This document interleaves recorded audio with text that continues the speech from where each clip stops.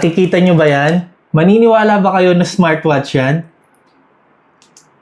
Smartwatch nga. Ito na ang pinaka-good looking smartwatch na meron ako. Ang porma tignan ng silver bezel at silver bracelet at ang pinakamalupit pa dito ay curve yung screen. Malakas yung brightness kahit sa maliwanag na environment, kitang-kita yung display. Pero teka, bakit still yung bracelet? Hindi ba dapat sporty ang smartwatch? Don't worry, meron pa rin yung kasamang rubber bracelet na pwede nyong gamitin sa inyong mga physical activities. Speaking, meron tong 100 plus sport modes tulad ng walking, running, skipping, at marami pang iba. Kahit pa nga sa swimming kasi ito ay IP68 water resistant. Pwedeng mabasa o kahit malubog sa tubig. At syempre, meron ding 24 hours health monitoring tulad ng heart rate at sleep quality.